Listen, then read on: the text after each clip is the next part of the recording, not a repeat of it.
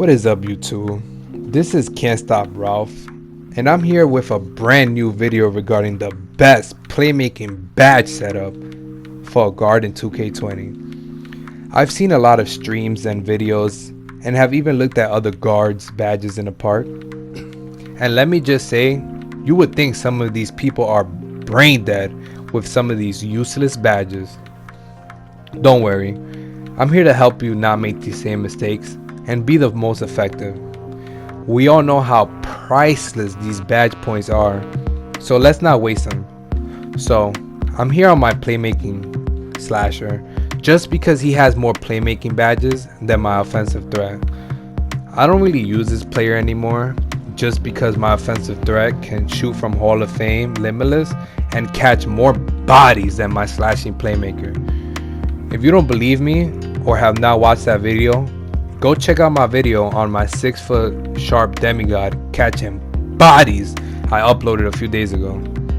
So back to these playmaking badges. Let's get into this video.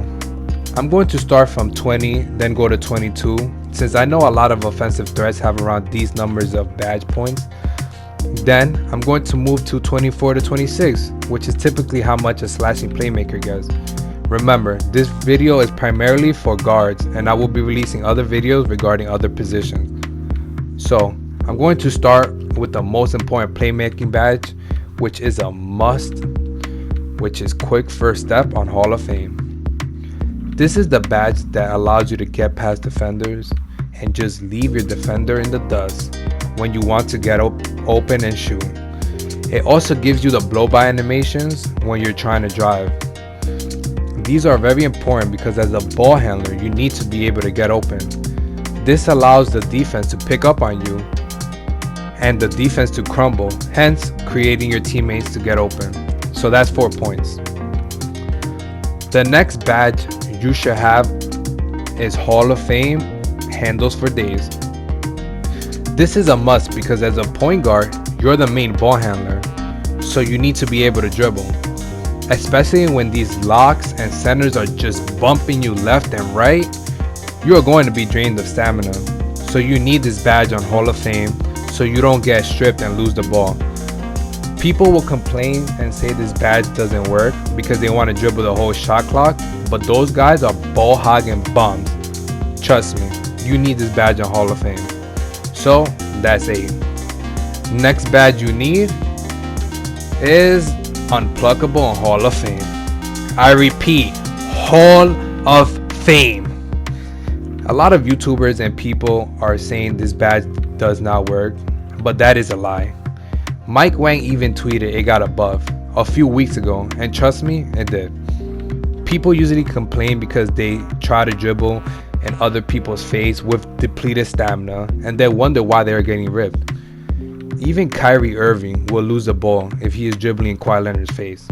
Like, bruh, I'm not going to lie, sometimes the other player will rip you just because they're spamming square like a crackhead, and 2K blesses them, but it will happen a lot less frequent when you have this badge on Hall of Fame. Just make sure you have some space between you and the defender, and don't dribble on their toes, which is what I see a lot of guards doing. Again, trust me, this badge is worth it. So that's 12. Next badge you need is tight handles on Hall of Fame. Everyone knows that if you want to be an elite dribbler, you have to be able to do this behind the back. Tight handle gives you the animation to stun defenders and just leave them looking stupid for a few seconds, allowing you to get open. It sometimes stuns the defender when you do the momentum crossover, but it mostly activates when you do the behind the back. It's the ankle breaker replacement, since that badge does not work this year unless you have the playmaking takeover, and there's only one animation that gives you the ankle breaker, which is the snatchback, which gets you stripped a lot. So if anyone wants to learn how to do the behind the back, just let me know. I can do a tutorial on it. So with tight handle, that is 16 points. The next badge that every PG needs is Dimer. This can be a bit controversial. People are probably spamming the comments like, Ralph, what about Floor General? Isn't that better? Well, that's a no. But it can be in some situations. Let me explain. Dimer gives your teammates a higher boost percentage to make shots even if they have a low 3-pointer, and that boost is a lot. Floor General gives you +1 to all your teammates' offensive attributes, so it can come in handy if you're playing with another build that, let's just say, has an 82 ball handling. That Hall of Fame Floor General will allow that teammate to speed boost and do that cheesy behind the back because of that +4. So that's why I said it depends on the situation. I am the main ball handler and I am the one that throws the dimes, so I use Dimer because my teammates need that higher boost percentage in order to make their shots. Remember, Floor General only works on your teammates' attributes, not your own. If you have a lot of badge points like 28 or 30, you can have both, but I don't have that luxury, so I put Dimer. A lot of comp teams will have the shooting guard or the second ball handler have Floor General and the point guard have Dimer. 2K Lab released a video about this earlier this year, so you can check it out. So with Dimer, we're up to 20. So another badge that every PG needs and is underrated is Needle Threader. This allows those tough passes to get through without it being stolen as easy, and makes your passes more crisp, accurate, and faster. This is important because as a PG, you need to throw those dots. And it being stolen in the air is a frustrating turnover and easy transition basket on the other side. Bronze is good, but if you can afford it, go silver. Me personally, I use it on bronze. Next badge point you need is Lob City Passer. You need that on at least on bronze. If you can afford it, silver. Another badge that will bail you out is Bailout. This does come in clutch, and having it even on bronze comes a long way. These are for people that are constantly passing out of shots or even passing out of layups. This will allow less turnovers and allow the pass to go through. The last badge you should put on, which is optional depending on your playstyle, is Space Creator. If you're the type of player that likes to do a lot of moving shots, step backs, or even spin jumpers, this badge will help you create space and give you that ankle breaker. I personally use this on gold since I do have a shot creator takeover, so I play more like a shot creator with this build. It depends on your playstyle, but if you can afford it on bronze and silver, it's helpful. So if I had 20 badge points, this will probably be my setup. You need all these badges on Hall of Fame. You can switch out tight handles on Hall of Fame for unpluckable on gold, but I wouldn't. Remember, every turnover you get is a lost possession and an easy bucket on the other side. Now, if you have 22, I will probably go with this setup. Or if you don't pass out of shots as much, I will probably put it for I'll probably switch out Bailout for Lob City Passer.